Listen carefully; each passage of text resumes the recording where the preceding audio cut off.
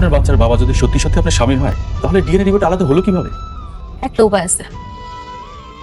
আমি শুনছি যেই সব মামলা থানায় নেয় না ওগুলো নাকি কোর্টে নেয়। হ্যালো বন্ধুরা, গরিব ঘরে রাজপুত্র ২১ নাম্বার পর্বে কি ঘটতে পারে তার একটা নমুনা তোমাদের সামনে তুলে ধরা হয়েছে। আশা করি ভিডিওটি তোমাদের ভালো লাগবে। তাহলে আজকের এপিসোড শুরু করা যাক। গল্পটা শুরু হচ্ছে ঠিক সেখান থেকে যেখানে মেঘলা কোর্টে যাবার সিদ্ধান্ত নেয়। মেঘলা সেদিন রাতেই একা বসেছিল।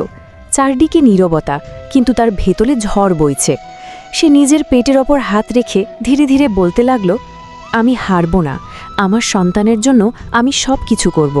আমার সন্তান কোনোদিন অবহেলিত হবে না। পরদিন সকালেই মেঘলা আইনজীবীর কাছে যায়। সব কথা শুনে আইনজীবী কিছুক্ষণ চুপ করে থাকেন, তারপর বলেন, এই লড়াই সহজ হবে না, কিন্তু তুমি যদি সত্যিই নিশ্চিত হও তাহলে আমরা নতুন করে ডিএনএ টেস্টের আবেদন করতে পারি। মেঘলা একদম দৃঢ়ভাবে বলে, আমি নিশ্চিত, আমি শেষ পর্যন্ত লড়ব। ওদিকে অনেক তখনও নিজের ভেতরে যুদ্ধ করছে। সে একা বসে ভাবছে, মেঘলা কি সত্যি এমন করতে পারে?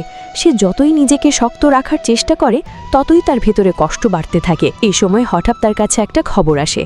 ল্যাবের একজন লোক গোপনে তার সাথে দেখা করতে চায়। অনেক প্রথমে বিষয়টা এড়িয়ে যেতে চাইলেও পরে দেখা করার সিদ্ধান্ত নেয়। লোকটা এসে খুব ভয় পেয়ে বলে, স্যার, আমি বেশি কিছু বলতে পারবো না, কিন্তু আগের ডিএনএ রিপোর্টটা আসল ছিল না, কেউ টাকা দিয়ে বদলাইছে। এই কথা শুনে অনেক যেন স্তব্ধ হয়ে যায়।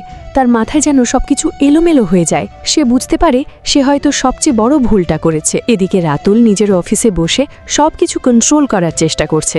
সে ভাবছে যদি সত্যি বের হয়ে যায় তাহলে তার সব শেষ। তাই সে নতুন করে আর একটা চাল চালতে শুরু করে। ঠিক তখনই অনিকের জীবনে নতুন সমস্যা শুরু হয়। তার ব্যবসার সব শ্রমিক একসাথে কাজ ছেড়ে দেয়। তাকে জানানো হয় ওদেরকে দ্বিগুণ বেতন দিয়ে অন্য জায়গায় নিয়ে যাওয়া হয়েছে। অনেক বুঝে যায় এটা কোনো সাধারণ ঘটনা না, কেউ ইচ্ছা করে তাকে দুর্বল করার চেষ্টা করছে। এদিকে মেঘলা নিজের লড়াই চালিয়ে যাচ্ছে। সে এখন আগের মতো দুর্বল না, সে শক্ত হয়ে গেছে।